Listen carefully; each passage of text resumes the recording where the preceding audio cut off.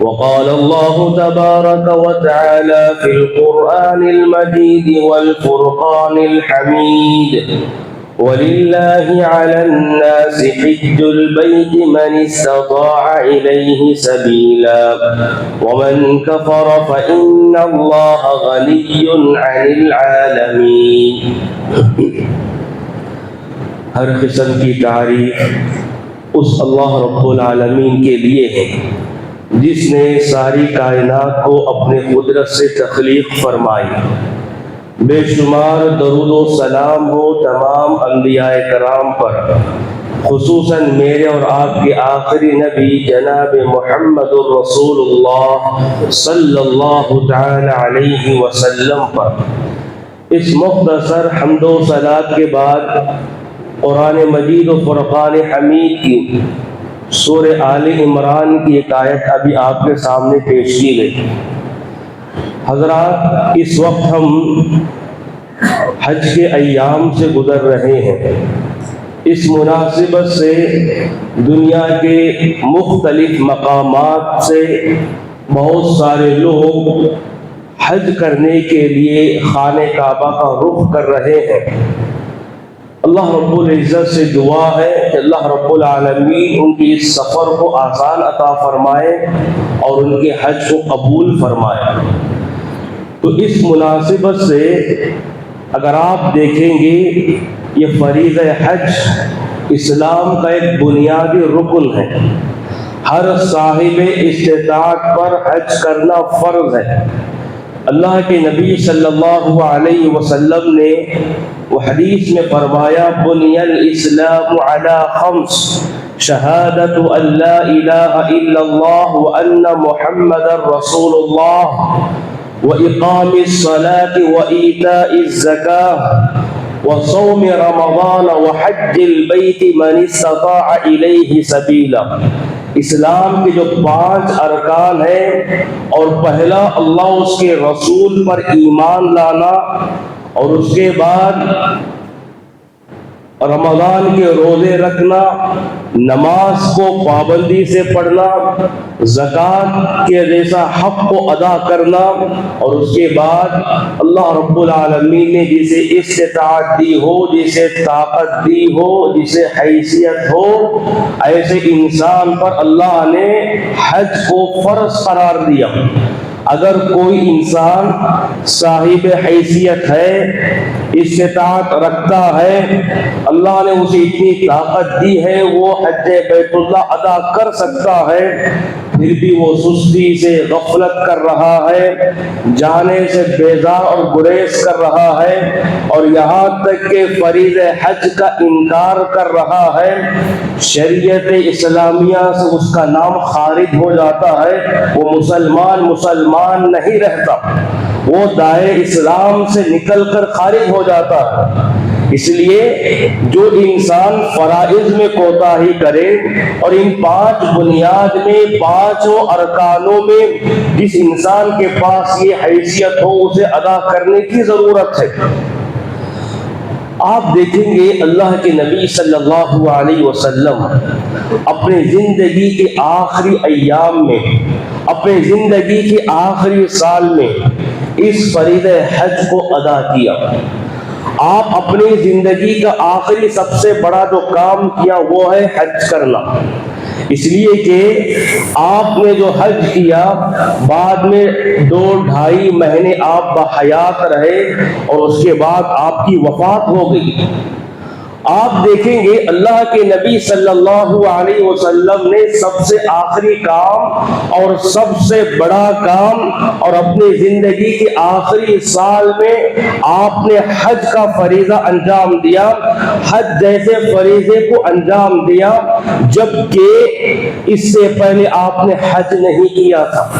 کیوں اللہ کے نبی نے اتنی تاخیر کی؟ کیوں اللہ کے نبی صلی اللہ علیہ وسلم نے حج کرنے میں لیٹ کیا؟ کیوں تاخیر کی؟ حالانکہ آپ نے یہ حج کرنے سے پہلے 3 مرتبہ عمرہ کر چکے تھے. 3 مرتبہ عمرہ کر چکے تھے، لیکن آپ نے پھر بھی حج بیت اللہ کا ادا کرنے کے لیے فرض حج کرنے میں آپ نے تاخیر کی۔ کیوں؟ اس لیے کہ اس کی ایک بڑی بنیادی وجہ ہے۔ اس کی بنیادی وجہ یہ ہے کہ اللہ کے نبی صلی اللہ علیہ وسلم کے دور میں کفار بھی حج کرتے تھے، مشرکین بھی حج کرتے تھے، بے دین لوگ بھی حج کرتے تھے۔ چونکہ وہ ہر سال حج کرتے تھے اور حج کے دوران ایسے ایسے بڑے بڑے غلطیاں کرتے تھے، ایسے ایسے بڑے کمزوریاں پائی جاتی تھی۔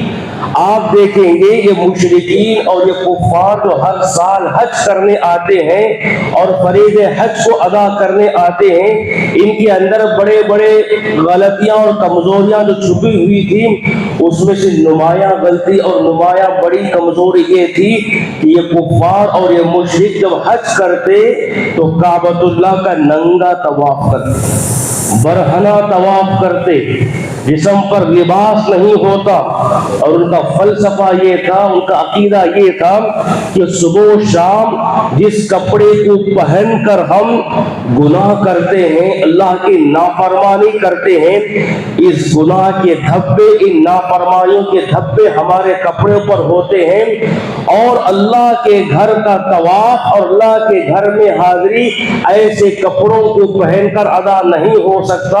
اللہ کے گھر میں حاضری ایسے دینا ہے جیسے کہ انسان دنیا میں حاضر ہوتا ہے اپنے ماں کے پیٹ سے۔ جیسا بچہ ننگا باہر آتا ہے، ویسے ہی ہم ننگے ہو کر اللہ رب العالمین کے گھر کا طواف کریں، اور پوری بے حیائی کے ساتھ، پوری بے شرمی کے ساتھ، پورے بدتمیزی کے ساتھ یہ خانہ کعبہ کا طواف کرتے اور حج کرتے۔ تلبیہ کہتے، تلبیہ اس طرح کہتے، لبیک اللہم لبیک لبیک لا شریک لک الا شریک ہوا لک تملکہ وما ملک۔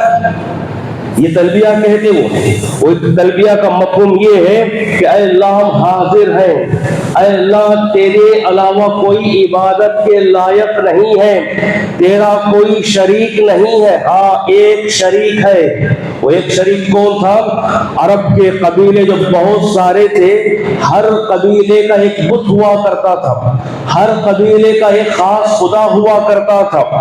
اپنے ایک خاندان کا ایک قبیلہ ہوتا، ایک خاندان کے ایک بت ہوتا، ایک قبیلے کا ایک بت ہوتا، وہ اپنے اپنے قبیلے کے بتوں کو شریک کرتے، الا شریک، اور شریک کر کے کہتے کہ اے اللہ اس بت کو ہم نے تیری ذات میں جو شریک کیا ہے، دراصل اس کا بھی خدا تو ہی ہے، ہوا لک وما تملکہ وما ملک، اے اللہ تو ہی اس کا مالک ہے اور تو ہی اس کا خدا ہے۔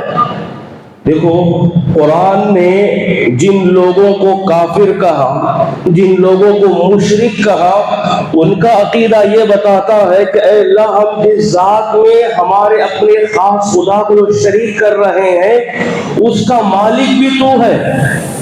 لیکن آج کے مسلمانوں کا عقیدہ، آج کے بہت سارے مسلمان بھائیوں کا عقیدہ یہ ہے کہ ان کے عقیدے کو اور ہمارے عقیدے کو موازنہ کر کے دیکھا جائے تو ہمارے عقائد سے زیادہ بہتر عقیدہ یہ ابو جہل کا ہوتا اور یہ ابو لہب کا ہوتا، اس لیے کہ اس سے بھی برا عقیدہ آج ہمارے مسلمانوں کے درمیان پایا جاتا ہے۔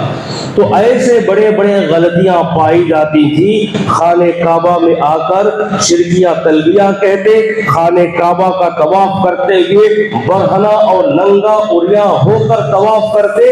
اللہ کے نبی صلی اللہ علیہ وسلم یہ نہیں چاہ رہے تھے کہ خانہ کعبہ میں حج کرتے ہوئے ان کے بڑے بڑے غلطیوں کی موجودگی میں ہم حج کریں، ان کے بڑے بڑے کمزوریوں کے ہوتے ہوئے، ایسے بڑے بڑے غلطیاں پائے جاتے ہوئے ہم ان کے ساتھ حج کریں، یہ اللہ کے نبی کو پسند نہ تھا۔ چنانچہ سن 8 ہجری میں مکہ فتح ہوا۔ سن 8 ہجری میں مکہ فتح ہوا. سن 8 ہجری تک پورے مکے پر کس کی حکومت تھی؟ مشرکین کی حکومت تھی. پورا مکہ مشرکین کے کنٹرول میں تھا. سن 8 ہجری میں جب مکہ فتح ہوا تو مکے کی حکومت اور مکہ پورا مسلمانوں کے کنٹرول میں آیا.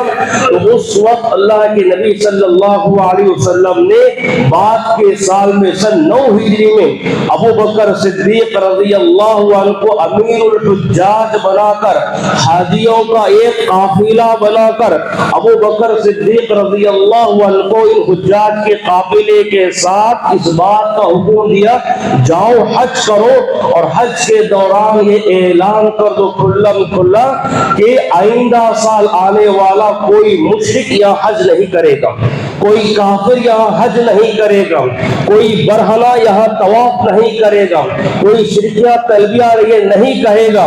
چنانچہ ابو بکر صدیق رضی اللہ عنہ اللہ کے نبی کے حکم سے سن 9 ہجری میں حج کرتے ہوئے اور سارے حج میں اور خانہ کعبہ میں کھڑے ہو کر وہاں اعلان کر دیا کہ آئندہ سال کوئی مشرک کو یہاں آنے کی اجازت نہیں، کوئی ننگا طواف کرنے کی اسے اجازت نہیں. زمانے جاہلیت کے جتنے رسومات تھے، جتنی روایتیں تھیں، جتنے رواج تھے، اب سب پورے یہیں پر ختم ہو جانا چاہیے. آئندہ سال کوئی غلطی کو دیکھنے کو نہیں ملنی چاہیے. سن 9 ہجری میں ابو بکر صدیق رضی اللہ عنہ نے اعلان کر دیا، اور اس کے بعد کا سال سن 10 ہجری میں اللہ کے نبی صلی اللہ علیہ وسلم 1,24,000 صحابہ اکرام کا مجموعہ لے کر فاتحانہ انداز سے خانہ کعبہ میں داخل ہوتے ہیں اور آپ فرید حج ادا کرتے ہیں.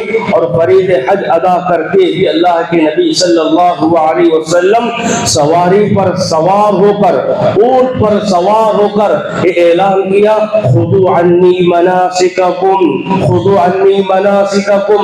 لوگوں ایک ایک مسئلہ مجھ سے پوچھ کر حل کر لو، حج کا ایک ایک مسئلہ مجھ سے سیکھ لو اور اسی کی مطابق تم حج کرو، تبھی جا کر تمہارا حج مکمل ہوتا ہے اور حج کا ثواب ملتا ہے. چنانچہ اللہ کے نبی صلی اللہ علیہ وسلم نے اپنی زندگی کے آخری سال میں سن 10 ہجری میں آپ کی وفات ہوئی.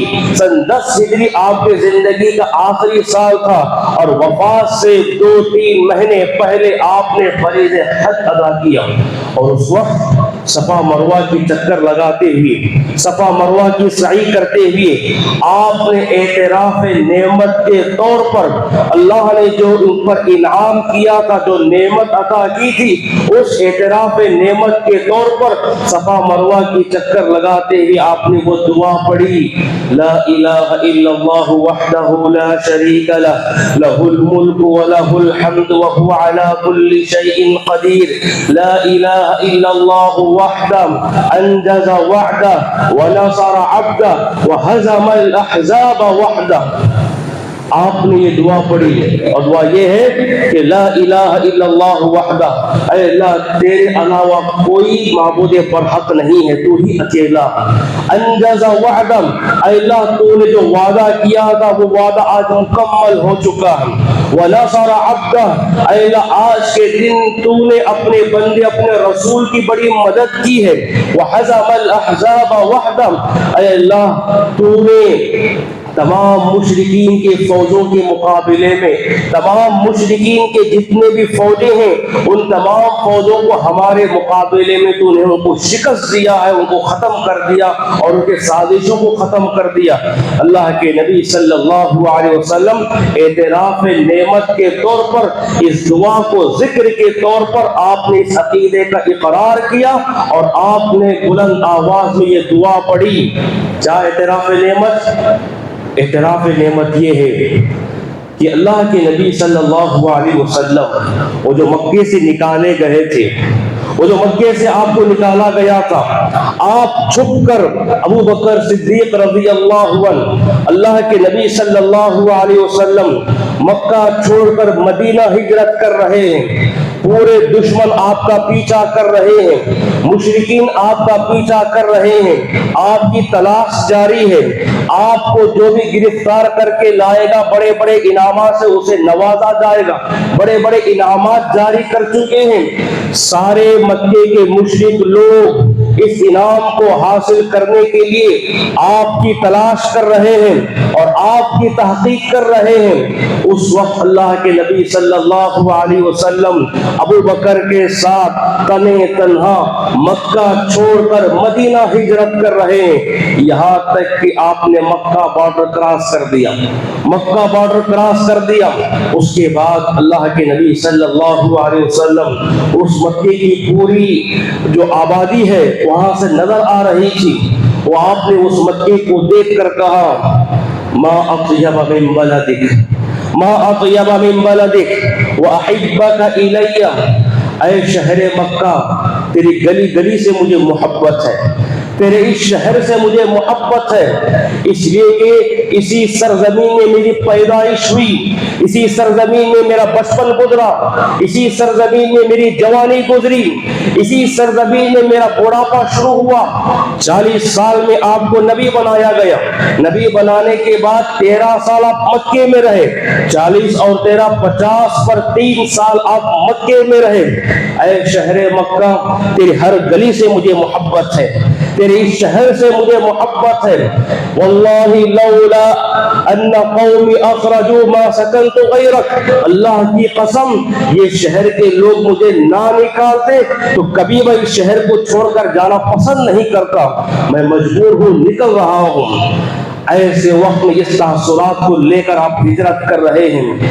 اللہ کے نبی صلی اللہ علیہ وسلم کی یہ تاثرات تھے اور یہ جو حالت تھی، یہ حالت اللہ رب العالمین کو دیکھا نہ گیا۔ اللہ رب العالمین نے فوراً اسی وقت وحی نازل کی۔ سورہ قصص میں اللہ نے کہا ان الذی فرض علیک القرآن لرادک الی معاد، اے نبی آپ پریشان ہونے کی ضرورت نہیں، آپ غم زدہ ہونے کی ضرورت نہیں، آپ کو یہ پریشانی ہونی نہیں چاہیے۔ اس ذات کی قسم جس ذات نے آپ پر قرآن کو نازل کیا، اس ذات کی قسم جس ذات نے آپ پر قرآن کو نازل کیا، کہا کہ میں بہت جلد تمہیں اسی مکے میں فاتحانہ انداز سے داخل کرنے والا ہوں، اسی مکے میں شان کے ساتھ داخل کرنے والا ہوں۔ چنانچہ اللہ رب العالمین نے جو وعدہ کیا تھا کہ اس مکے کی میں آج آپ بے بس ہو کر نکل رہے ہو، آپ پریشان ہو کر نکل رہے ہو، آپ چھپ کر نکل رہے ہو، وہ دن زیادہ دور نہیں ہے کہ آپ بڑے شان کے ساتھ داخل ہو جائیں گے اور آپ کے سامنے سب کے سب یہ مشرک دشمن سر جھکا کر کھڑے ہو جائیں گے۔ یہ وعدہ 8 سال میں مکمل ہوا۔ سن 8 ہجری میں جب مکہ فتح ہوا، 10 ہجری میں اللہ کے نبی صلی اللہ علیہ وسلم 1,24,000 کا مجموعہ لے کر مکے کے اندر داخل ہوتے ہیں اور فرض حج ادا کرتے ہیں، اور اس شکر کے طور پر کہ اے اللہ تو نے تیرا وعدہ سچا کر دکھایا، تو نے اپنے رسول کی مدد کی، تو نے سارے دشمنوں کو شکست دے دیا، اس شکر کے طور پر آپ صفا مروہ کا چکر لگاتے ہوئے یہ دعا پڑھتے تھے۔ اور آج بھی کوئی حاجی حج کے موقع پر جاتا ہے اور آج بھی کوئی عمرہ کرنے والا عمرہ کے غرض سے جاتا ہے، جب بھی صفا مروہ کا چکر لگاتا ہے اسے یہ دعا پڑھنا مشروع ہے، یہ دعا پڑھنا اس کے لیے مستحب ہے، سنت قرار دیا اور اجر و ثواب کا باعث قرار دیا۔ حضرات، فرض حج جہاں اسلام کا ایک بنیادی رکن ہے، اللہ رب العالمین نے صاحب حیثیت پر فرض قرار دیا ہے۔ کہا وَلِلَّهِ عَلَى النَّاسِ حِجُّ الْبَيْتِ مَنِ اسْتَطَاعَ إِلَيْهِ سَبِيلًا، جس کے اندر بھی استطاعت ہو وہ ایک زندگی میں کم سے کم ایک مرتبہ اللہ رب العالمین کے اس گھر کا طواف کرے، حج بیت اللہ ادا کرے۔ وَمَنْ كَفَرَ فَإِنَّ اللَّهَ غَنِيٌّ عَنِ الْعَالَمِينَ، اور جو کوئی اسے انکار کر دے اللہ رب العالمین اس سے بے نیاز ہے، اس کی حج کی ضرورت نہیں ہے، اس کے خانہ کعبہ کو آنا اس کے لیے ضرورت نہیں ہے، اللہ رب العالمین بے نیاز ہے۔ مطلب یہ ہے کہ حج کر کے تم اپنے اوپر احسان کر رہے ہو، اپنی آخرت کو سنوار رہے ہو، تمہارے حج کرنے سے میرا کوئی فائدہ ہونے والا نہیں ہے، مجھ پر کوئی احسان نہیں کر رہے ہو۔ اور اللہ رب العالمین کا احسان دیکھو، اللہ رب العالمین کا کرم دیکھو۔ اللہ نے انسان کو زندگی میں ایک مرتبہ حج فرض قرار دیا، ایک مرتبہ حج فرض قرار دیا ہے۔ نفل حج آپ کتنے مرتبہ بھی کرو، نفل عمرے آپ کتنے مرتبہ بھی کرو، لیکن کم سے کم ایک مرتبہ حج کرنا ضروری ہے۔ اگر ایک مرتبہ کر لیا وہ فرضیت اسے ثابت ہو جائے گی، وہ فرض ادا ہو جائے گا۔ بخاری شریف کی حدیث ہے، اللہ کے نبی صلی اللہ علیہ وسلم نے صحابہ کو نصیحت کرتے ہوئے فرمایا، یا ایھا الناس فرض علیکم الحج فحجوا، اے لوگوں اللہ نے تم پر حج کو فرض قرار دیا ہے، لہذا اس فرض کو ادا کرنے میں جلدی کرو، اس فرض کو ادا کرنے میں جلدی کرو۔ تو اس مجمع میں ایک صحابی اٹھ کر کھڑے ہوئے کہا، افی کل عام یا رسول اللہ صلی اللہ علیہ وسلم، کہتے اللہ کے نبی کیا ہر سال حج کرنا ضروری ہے، کیا ہر سال حج کرنا فرض ہے؟ اللہ کے نبی نے ان کے سوال کا جواب نہیں دیا۔ تو پھر دوسری مرتبہ سوال کیا صحابی نے کہ اللہ کے نبی کیا ہر سال حج کرنا ضروری ہے؟ اس طرح صحابی نے 3 مرتبہ سوال کیا، اور آپ نے 3 مرتبہ سوال کرنے کے بعد اللہ کے نبی نے فرمایا، این السائل، کہاں ہے وہ بار بار جو سوال کر رہے تھے وہ صحابی؟ تو آپ صحابہ نے بتا کہ دیکھو یہاں ہے وہ، کہا کہ اللہ کے نبی صلی اللہ علیہ وسلم نے انہیں نصیحت کرتے ہوئے فرمایا، تمہیں کیا ہوا ہے کہ تم بار بار یہ سوال کر رہے ہو، کیا ہر سال حج کرنا ضروری ہے؟ یاد رکھو، لو قلت نعم لوجبت لاستطعتم، اگر تمہارے سوال میں ایک مرتبہ میں ہاں کہہ دیا ہوتا تو قیامت تک آنے والے ہر صاحب استطاعت کے لیے ہر سال حج بیت اللہ کا طواف کرنا ہوتا، ہر سال حج کرنا اس کے لیے فرض ہو جاتا، لاستطعتم، اور اس کی تمہیں طاقت نہیں ہوتی، اس کی تمہیں حیثیت نہیں ہوتی۔ تو کہا اس کے بعد آگے کی حدیث میں اللہ کے نصیحت کرتے ہوئے فرمایا، لوگوں جتنا میں نصیحت کرتا ہوں اتنا ہی عمل کرو، جتنا میں حکم دیتا ہوں اتنا ہی عمل کرو، بے جا سوالات کر کے اپنے اوپر پابندیاں مت لا دو۔ اگر تم بے جا سوال کرتے جاؤ گے، آسمان سے کوئی وحی آ جائے گی اور تم پر وہ چیزیں واجب ہو جائیں گی۔ اللہ رب العالمین کو معلوم ہے کہ کیا چیزیں حلال ہیں اور کیا چیزیں حرام ہیں، وحی الہی خود بتائے گی کہ کیا حلال ہے، وحی الہی خود بتائے گی ہمارے لیے کیا حرام ہے۔ جن چیزوں میں وحی نہیں آئی ہے، جن چیزوں میں اللہ نے کوئی آیت نازل نہیں کی ہے، خاموش اس کے مطابق عمل کرتے جاؤ، عمل کرتے جاؤ۔ اس کا مطلب یہ ہے کہ شریعت میں وہ جائز ہے۔ اگر تم بیجا سوال کرو گے، جس کا چلن عام ہے، جس کا حکم عام ہے، اسے بیجا سوالات کر کے تم خاموخواہ اپنے اوپر پابندیاں لا دو گے، سوالات کرو گے، اللہ کی جانب سے ایک وحی آ جائے گی، کہا کہ وہ ناجائز ہے، تو قیامت تک آنے والے انسانوں کے لیے وہ چیز ناجائز ہے۔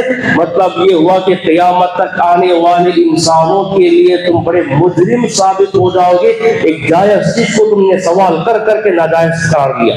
تو اس لیے بیجا سوالات کرنے سے بچنے کا حکم دیا گیا۔ بہرحال ہر صاحب استطاعت کو ضروری ہے کہ وہ زندگی میں ایک مرتبہ ضرور حج کرے اور حج کی پابندیاں کرے، اور اس کے بعد ان کے تمام فرائض کو ادا کرنے کی کوشش کرے۔ جب حج کی جب بات آتی ہے، جیسے کہ میں نے کہا اللہ کے نبی نے اپنی زندگی کا آخری جو فریضہ انجام دیا وہ ہے حج کی عبادت۔ اس کو بنیاد بنا کر بہت سارے لوگ ہمیشہ یہ سوچتے ہیں اور ان کے یہ تصور پایا جاتا ہے کہ سب سے آخری میں حج کرنا۔ اللہ کے نبی نے جو آخری میں جو حج کیا اس کے ریزنز الگ ہیں، اس کے اسباب الگ ہیں، اور ان چیز کو سامنے رکھ کر کوئی انسان یہ دعویٰ نہیں کر سکتا، یہ کہہ نہیں سکتا کہ زندگی کے میں آخری کے ایام میں حج کرنا چاہیے۔ زندگی کا کیا بھروسہ، زندگی کا کیا بھروسہ۔ اور بہت سارے لوگوں میں یہ غلط فہمی ہے، وہ سمجھتے ہیں کہ ہمارے بڑھاپے میں ہم حج کرنا چاہیے، نتیجے میں جوانی میں عبادت کرنے کا تصور ختم، نتیجے میں جوانی میں حج بیت اللہ کا فریضہ انجام دینے کی نیکی کا تصور ختم۔ ہم سوچتے ہیں کہ ہم ابھی بڑے ہو جائیں، ابھی بچے ہو جائیں، بچوں کی شادیاں کریں اور اچھا خاص گھر بنا لیں اور پورے بچوں کی بزنس کو پورا سیٹل کر دیں اور تمام مصروفیات کو ختم کرنے کے بعد آخری میں جا کر بڑھاپے میں حج کر کے آئیں گے اور حج کر کے ملک الموت کا انتظار کریں گے کب ہمارا خاتمہ ہوگا اور کب فرشتہ ملک الموت آئے گا اور ہمارا روح قبض کرے گا۔ یاد رکھو یہ سوچ غلط سوچ ہے، اور یہ سوچ خاص طور پر ہندوستان اور بر صغیر کے تمام لوگوں کی یہ سوچ ہے، ورنہ آپ دیکھیں گے کہ اس کے علاوہ جتنے بھی ممالک ہیں وہاں یہ تصور نہیں پایا جاتا، ہمیشہ وہ جوانی کے عالم میں ہی حج کرنا پسند کرتے ہیں اور حج کو اس فریضے کو انجام دینے کی کوشش کرتے ہیں۔ بسا اوقات بہت سارے ایسے ممالک ہیں جہاں حج شادی سے پہلے ہو جاتی ہے، نکاح سے پہلے ان کا حج ہو جاتا ہے، لڑکا ہو کہ لڑکی ان کا حج نکاح سے پہلے ان کا ہو جاتا ہے، عین جوانی کے موقع پر وہ حج فریضہ اور حج بیت اللہ کی عبادت کرتے ہیں۔ تو اس لیے یہ تصور نہیں رکھنا کہ ہم بڑھاپے میں حج کریں گے اور تمام ذمہ داریوں کو ادا کرنے کے بعد حج بیت اللہ ادا کریں گے، یہ سوچ غلط سوچ ہے اور یہ کفریہ سوچ ہے۔ اور اتنا ہی نہیں، فرض کرو اگر ہمارے پاس ایک نوجوان ہے اس کے پاس کوئی مال نہیں ہے، اگر اس کے باپ کے انتقال کے بعد وراثت میں جتنا اسے حصہ ملا، اس کے باپ کے انتقال کے بعد باپ بڑا مالدار تھا، باپ کا انتقال ہوا، وراثت میں بیٹے کو جتنا حصہ ملا ہے اور اس نے حصے میں اگر وہ حج کو جا کر سکتا ہے تو اس پر واجب ہے وہ حج کرنا ضروری ہے، اس پر واجب ہے وہ حج کرنا ضروری ہے۔ وہ یہ نہ کہے میں ابھی میری شادی نہیں ہوئی ہے، وہ تو پیسہ میں نہیں کمایا ہے اور وہ تو میں ابھی بڑا ہونا ہے، ابھی میرا بزنس سیٹل ہونا ہے، ابھی میرے کام بہت سارے مصروفیات ہیں، ابھی میری پڑھائی چل رہی ہے، تعلیم چل رہی ہے۔ یہ سب کے سب بے بنیاد باتیں، شریعت میں یہ بہانے نہیں چلتے، شریعت میں یہ بہانے نہیں چلتے۔ مطلب کیا؟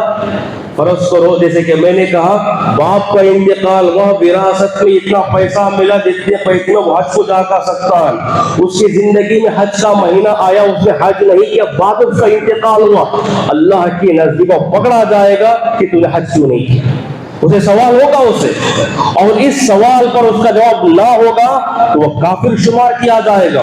اگر اس کا حج کا انکار کرنے کا مقصد ہوتا تو وہ کافر شمار کیا جائے گا، اور اللہ رب العالمین ایسے کافروں کو پسند نہیں کرتا اور ہمیشہ ہمیشہ کی جہنم بھیجتا۔ تو یہی چیز میں بتانا چاہ رہا ہوں، اللہ نے جتنا مال دیا ہے اور یہ مال پورا حج کو جا کر آنے کا مال جمع ہو چکا ہے تو اس پر اسی وقت وہ حج بیت اللہ کی عبادت فریض حج اس پر فرض ہو جاتا ہے، اسی وقت وہ حج کرنے کی فکر کرنا۔ ایک طرف ہمارے معاشرے میں ایسے لوگ اور دوسری طرف بدقسمتی لوگ، بدنصیب لوگ وہ ہیں پوری دنیا گھوم چکے ہیں، کبھی سیر و تفریح کے نام پر، کبھی ٹور کے نام پر، کبھی تجارت و کاروبار کے نام پر بڑے بڑے مقامات جا کر آ چکے ہیں، بڑے بڑے شہروں کو جا چکے ہیں، ہر مہنگی چیزوں کو خریدنا پسند ہے، ہر ملک کو جا کر آنے کی خواہش رکھتے ہیں اور وہ کر کے آ رہے ہیں، لیکن اللہ کی جانب سے یہ توفیق نہیں ہوئی ایک مرتبہ خانہ کعبہ جائے، ایک مرتبہ مکہ جائے۔ بدقسمت ہیں وہ لوگ، اور ایسے لوگ جو ہر جگہ پھرنے کی تمنا اور خواہش رکھتے ہیں، یہ پھر کر آ رہے ہیں اور ہر مہنگی شاپنگ کرنا چاہتے ہیں اور یہ ان کی تمام چیزیں ہو رہی ہیں، لیکن خانہ کعبہ کو جانے کی توفیق نہیں ہو رہی ہے، تو اللہ سے وہ توفیق مانگنا چاہیے، اللہ کی رحمت سے وہ دور ہیں۔ تو یہ تمام چیزیں ہیں، اس کو ذہن میں رکھنے کی ضرورت ہے۔ اس کے بعد جب انسان حج کرتا ہے، اللہ رب العالمین نے حج کے بڑے اجر و ثواب بتائے ہیں، اس کی بڑی فضیلتیں بتائی ہیں، اس لیے کہ وہ فرض ہے۔ پہلی چیز تو یہی ہے کہ انسان اس پر فرض جب ہو جاتا ہے تو وہ ادا کرتا ہے تو فرض سے وہ آزاد ہو جاتا ہے۔ اور یہاں میں بھی جیسا کہ اس سے پہلے جمعہ میں نے بتایا تھا، ہمارے معاشرے میں یہ بھی بڑی غلط فہمی ہے، لوگ عمرہ کرنے کی بڑی فکر کرتے ہیں، حج کی فکر نہیں کرتے، عمرہ پہ عمرہ کرنا چاہتے ہیں، لیکن حج کی ان کو توفیق نہیں ہو رہی ہے۔ یاد رکھو، جس عمرے کی محبت حج کی اہمیت کو گھٹا دے وہ عمرہ بیکار ہے۔ جس عمرے کی محبت حج کی اہمیت کو گھٹا دے وہ عمرہ بیکار ہے، عمرہ کرنا بیکار ہے۔ کہیں نہ کہیں شیطان کے جال میں پھنس چکے ہیں۔ شیطان کا شر یہی ہے، شیطان یہی چاہتا ہے، وہ فرض سے غافل کرنے کے لیے نوافل میں ٹھوکتا ہے، نوافل میں مبتلا کرتا ہے۔ وہ چاہتا ہے کہ کسی بھی طرح فرض سے دور ہو جائے، اس لیے کہ اللہ نوافل کے بارے میں نہیں، پہلے فرض کے بارے میں پوچھے گا۔ جب اس کا فرض کا جب سوال آئے گا تو وہاں اس کا جواب منفی میں ہوگا تو اس کے ہزاروں نفل عبادتیں۔ ایک آدمی پر حج فرض ہو چکا ہے، وہ حج کرنے کے بجائے 10 عمرہ کر رہا ہے۔ یاد رکھو، ایسا ہی انسان 1000 عمرے بھی کر لے، اللہ کے پاس وہ قابل قبول نہیں ہوگی، اس لیے کہ اسے پہلے فرض ادا کرنا چاہیے۔ اگر کوئی انسان یہ کہے میں 5 وقت کی نماز نہیں پڑھتا، میں عید کی نماز پڑھ لیتا ہوں، کیا اس کی قبول ہے؟ نماز نہیں ہے۔ 5 وقت کی نماز میں نہیں پڑھتا، میں سنت تہجد نماز پڑھ لیتا ہوں، کیا اس کا تہجد فائدہ ہے؟ ہرگز فائدہ نہیں، بلکہ وہ کوئی نماز نہ پڑھ کے کم سے کم فرض پڑھ لیا ہوتا تو اللہ کے نزدیک وہ کامیاب ہو جاتا۔ تو یہی چیز ہے، پہلے عمرہ سے زیادہ آپ حج کو ترجیح دینے کی کوشش کریں، حج کو ادا کرنے کی کوشش کریں۔ جہاں تک فضیلتوں کی بات کہی، اللہ کے نبی صلی اللہ علیہ وسلم نے فرمایا، جو انسان حج کرتا ہے، الحج المبرور لم یفسق ولم یرفث رجع کیوم ولدته امہ۔ جو آدمی حج کرتا ہے اور حج کے دوران بے حیائی کے کام، گناہ کے کام نہیں کرتا، شریعت کے مطابق بالکل حکم سنت کے مطابق حج کر لیتا ہے، وہ اس طرح پاک ہوتا ہے جس طرح کبھی ماں کے پیٹ سے وہ پیدا ہوا ہے۔ ماں کے پیٹ سے پیدا ہونے والا بچہ اسے ایک گناہ بھی نہیں ہوتا، اس کا دل بالکل کی تمام گناہوں سے پاک ہوتا ہے، ہر عیب سے پاک ہوتا ہے، بالکل اس کے نام اعمال میں سارے گناہ دھل جائیں گے، سارے گناہ معاف ہو جائیں گے، ابھی وہ ماں کے پیٹ سے جنم لیا۔ اتنا بڑا اس کا فائدہ ہے۔ اور اس کے بعد اللہ کے نبی نے ایک فضیلت یہ بھی بتائی، کہا الحجاج والعمار وقت اللہ۔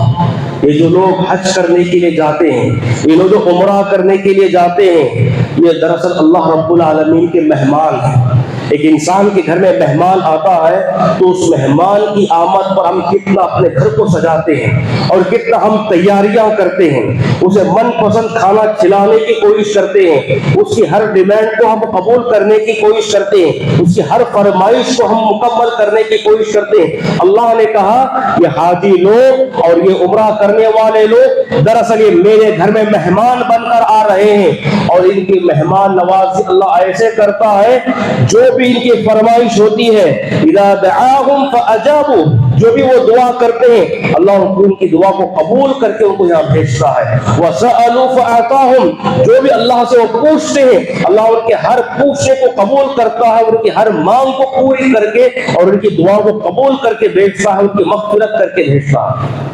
یہ اللہ رب العالمین کے مہمان ہوا کرتے ہیں، اور بڑے شرف کی بات ہے جو انسان اللہ کا مہمان بنے۔ اور اسی طرح اللہ کے نبی نے فرمایا، جو لوگ عمرہ کرتے ہیں، حج کرتے ہیں، ان کی بڑی فضیلت یہ بیان کی گئی، ینفیان من الفقر والذنوب۔ اللہ رب العالمین ان کے فقر و فاقے کی، ان کی قحط سالی کے تمام کو ختم کر دیتا۔ گھر میں فراوانیاں آتی ہیں، گھر میں مالداری آتی ہے، گھر میں رزق کے دروازے کھل جاتے ہیں، گھر میں کمائی کے دروازے کھل جاتے ہیں، گھر میں بڑی سے بڑی فراوانیاں ہوتی ہیں۔ اور والذنوب، اللہ جیسا ان کی نیکیاں لکھتا ہے، گناہ کو مٹاتا ہے، ویسے ہی ان کی مغفرت بھی کر دیتا ہے۔ اور مثال دے کر اللہ کے نبی نے فرمایا، جس طرح ایک لوہا، زنگ آلود لوہا بھٹی میں ڈالنے کے بعد پورا زنگ پگھل کر ختم ہو جاتا ہے اور خالص لوہا سامنے آتا ہے، بالکل اسی طرح اللہ رب العالمین حج کرنے والے، عمرہ کرنے والے انسان کے حق میں یہ بشارت دی، وہ حج اور عمرہ کر کے جب آتا ہے تو پورے گناہوں سے معاف کروا کے آتا ہے۔ یاد رکھو، یہ جتنے بھی گناہ ہیں وہ سارے گناہ حقوق اللہ کی جانب سے ہو سکتی ہیں، لیکن حقوق العباد کے گناہ معاف نہیں ہوتے. آپ کتنے بھی حج کر لو، حقوق العباد کے یعنی مطلب بندوں سے ریلیٹڈ جو گناہ ہوئے، کسی کا انسان ناحق کھایا، کسی کا ناحق پیسہ چھین لیا، اور کسی کو ناحق مارا، کسی کو ناحق بے عزتی کیا، کسی کو ناحق گالیاں دی، الزامات لگائے، یہ بندوں سے ریلیٹڈ جو بھی گناہ ہے یہ گناہ کبھی معاف نہیں ہوتے. آپ کتنے بھی حج کر لو معاف نہیں ہوتے. کب معاف ہوں گے؟ جب وہ انسان بندے کے پاس جا کر معافی مانگا. جس کے حق میں وہ غلطی کیا اس کے پاس جا کر معافی مانگنا، اور وہ معاف کرتا ہے تب جا کر اللہ معاف کرتا ہے، اس سے پہلے اللہ ہرگز معاف نہیں کرتا انسان. تو بہرحال یہ حج کی بڑی فضیلتیں ہیں. اور آخری میں بات یوں سمجھیے، اللہ رب العالمین نے جتنے حج کے فضائل رکھے وہ حج کرنے والے کر رہے ہیں، اور اللہ نے جن کو استطاعت دی وہ حج کرتے ہیں، وہ اتنا ثواب حاصل کرتے ہیں. اب سوال یہ ہے، اللہ نے جن کو استطاعت نہیں دی، جن کو اللہ رب العالمین نے حج بیت اللہ کی طاقت نہیں عطا کی، مالی حیثیت ان کی صحیح نہیں ہے، لیکن ان کے مقابلے میں یہ لوگ آگے بڑھتے ہیں، نیکیوں میں حج کر کے پیسہ رکھتے ہیں اور حج کرتے ہیں، اور حج کے ذریعے سے بڑا ثواب حاصل کرتے ہیں، بڑے ثواب کی مستحق ہو جاتے ہیں. لیکن ایک غریب انسان، اس کے پاس نہ مال ہے، نہ دولت ہے، نہ اتنی اس کی کمائی ہے وہ جمع کر کے وہ حج کو جا سکتا ہے، پتہ نہیں اس کی زندگی میں موقع ملے گا یا نہ ملے گا. تو ایسے موقع پر شریعت نے ایسے انسانوں کو بھی مایوس نہیں کیا، شریعت نے ایسے انسانوں کو بھی مایوس نہیں کیا. اللہ رب العالمین نے ایسے غریب انسانوں کا بھی خیال رکھتے ہوئے، شریعت نے ان کے مزاج کا بھی خیال رکھتے ہوئے کچھ ایسے نیکیاں بتائے ہیں جن نیکیوں کو کر لو تمہیں بھی حج کا ثواب ملے گا، تمہیں بھی عمرہ کا ثواب ملے گا. کل قیامت کے دن ہر انسان کے نام اعمال کھولے جائیں گے، لیکن وہ انسان کا نام اعمال بھی کھولا جائے، اس نے حج تو نہیں کیا لیکن اس کے نام اعمال میں حج کا ثواب موجود ہے. اس نے عمرہ تو نہیں کیا لیکن عمرہ کا ثواب تو بالکل وہاں موجود ہے. تو زندگی میں ہمیں چاہیے وہ نیکیوں کو کرنے کی، زندگی میں ایک مرتبہ صحیح کرنے کی کوشش کریں، وہ پورے نیکیوں کو بھی انجام دینے کی کوشش کریں. سرسری طور پر میں وہ 4-5 نیکیوں کو گراتا ہوں. پہلی چیز، اللہ کے نبی نے فرمایا جس کے پاس طاقت نہیں ہے وہ کم سے کم پختہ ارادہ اور اچھی نیت کرے، حج کرنے کی نیت رکھیں، حج کرنے کی خواہش رکھیں، حج کرنے کی تمنا رکھیں.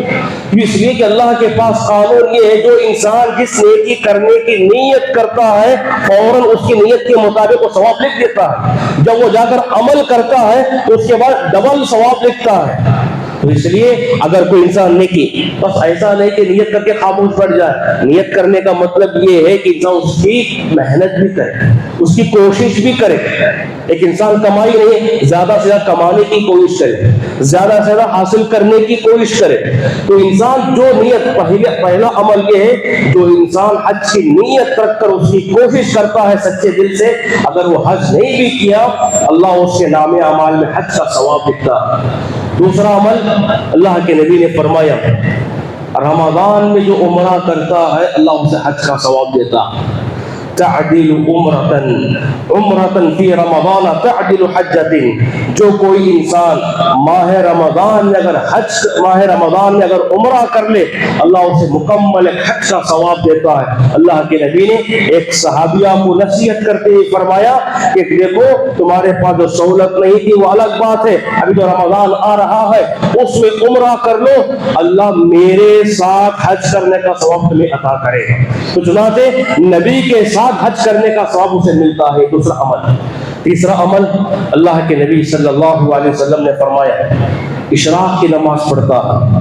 اشراق کی نماز جو انسان پڑھتا، من صلی غداۃ فی جماعت، جو انسان فجر کی نماز جماعت کے ساتھ پڑھے، یہ اصول ہونا ہے جماعت کے ساتھ نماز پڑھنا پہلا کنڈیشن. جو انسان فجر کی نماز جماعت کے ساتھ پڑھے ثم قعد یذکر اللہ، پھر اسی جگہ میں بیٹھ کر یا مسجد میں کہیں بھی ہو، بہرحال مسجد میں بیٹھ کر اللہ کا ذکر کرے، تسبیح کرے، ذکر و اذکار پڑھے اور قرآن کی تلاوت کرے. کب تک؟ حتی تطلع الشمس، یہاں تک کہ سورج طلوع ہو جائے.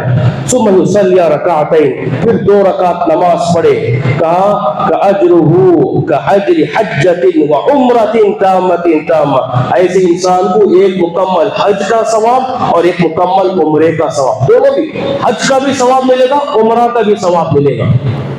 خواتین کے لیے بھی اچھا موقع ہے. ٹھیک ہے خواتین مسجد میں نہیں آ سکتی، کوئی بات نہیں، وہ جہاں گھر میں جانماز بچھا کر نماز پڑھتی ہیں، فجر کی نماز پڑھنے کے بعد اسی جگہ بیٹھیں اور اسی جگہ بیٹھ کر ذکر و اذکار کریں یہاں تک کہ اشراق کا وقت ہو گیا، پھر وہ 2 رکعت نماز پڑھ کر اٹھ جاتی ہے، تو گویا کہ وہ بھی حج کا ثواب اور عمرے کا ثواب حاصل کر کے اٹھتی ہے.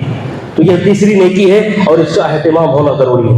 اور اس کے بعد ایک نیکی اللہ کے نبی نے فرمایا، من خرج من بیتہ من غدا الی المسجد يعلمه او تعلیمه خیرا کاجرہ کاجر حجۃ وعمرۃ تامۃ. جو انسان گھر سے مسجد کو آتا ہے اس نیت سے کہ علم حاصل کرے. علم حاصل کرنے کے کئی طریقے ہیں. ایک انسان صبح کا درس سنتا ہے، شام کا درس سنتا ہے، جمعہ کا خطبہ ہوتا ہے یا دینی پروگرام ہوتا ہے مسجد میں، مسجد شرط ہے مسجد میں ہو. جو انسان علم سیکھنے کے لیے ہوئی شریعت کا علم، اور شریعت کا علم انسانوں کو حاصل ہوتا ہے ایسے مسجد میں ہونے والے پروگرام سے اور جمعہ کے خطبے سے، صبح و شام کے درس سے. جو انسان مسجد گھر سے نکل کر مسجد کو آتا ہے اور تاکہ میں دین کی بات سنوں اور اس پر عمل کروں، ہر شخص ایسا آنے والا ایک حج کا ثواب اسے ملتا، حج کا ثواب اسے ملتا. اور اسی طرح ایک اور آخری عمل اللہ کے نبی نے فرمایا، من خرج من بیتہ مطہرا الی صلاۃ مکتوبۃ کاجر الحجۃ. جو انسان گھر سے نکلا وضو کر کے مسجد میں نماز پڑھو، اور وہ بھی فرض نماز، مسجد میں فرض نماز پڑھو، گھر سے وہ چلتے بھی آیا، گھر سے وضو کر کے چل کر اور مسجد کو پہنچا اور فرض نماز پڑھ لیا، جیسے وہ فرض نماز پڑھ کر سلام پھیرتا ہے جہاں بہت سارے اجر و ثواب کماتا ہے، وہی ایک بڑا ثواب سے حج کا ثواب ملتا. دیکھو یہ آسان نیکیاں ہیں اور اس میں بڑی فضیلتیں ہیں. جو چاہے انسان پورے اعمال ایک ساتھ کر سکتا ہے یا کم سے کم جتنا سہولت ہو اتنا کر سکتا ہے، لیکن کم سے کم زندگی میں، پوری زندگی میں یہ سارے اعمال کرنے کی کوشش کرے. کل قیامت کی اللہ رب العالمین ہمارے نام اعمال جب کھولے گا تو اس میں حج کا بھی ثواب ملے گا، عمرہ کا بھی ثواب ملے گا. لیکن ہم تو عمرہ نہیں گئے، حج کو نہیں گئے، لیکن ثواب تو ضرور مل رہا ہے. اس کا مطلب یہ نہیں ایک انسان صاحب استطاعت ہے، طاقت ہے حج کرنے کی، حج کو کیوں جاؤں، یہی سارے نیکیاں کما سکتا نہیں. وہ تو فرض ہے تو اسے کرنا ضروری ہے، اسے تو وہ کرنا ضروری ہے. خاص کر کے وہ لوگ جن کو طاقت نہیں ہے اور یہ اعمال کرتے ہیں ان کو یہ ثواب ملتا ضرور ہے اور وہ ثواب کے حقدار ہوتے ہیں. اللہ سے دعا ہے کہ اللہ ہم تمام کو شریعت کی تعلیمات پر عمل کرنے کی توفیق عطا فرمائے. اللہ ہم سب کو ایک مرتبہ ہی صحیح، کئی مرتبہ بھی صحیح، اللہ ہمیں حج بیت اللہ کا دیدار کرائے اور اس عبادت کرنے کی پوری کوشش کرنے کی توفیق عطا فرمائے. اور اس عبادت کرنے سے جو اجر و ثواب ملتا ہے اللہ ہم سب کو اس کا مستحق بننے کی توفیق عطا فرمائے. آمین. وآخر الحمدللہ رب العالمین.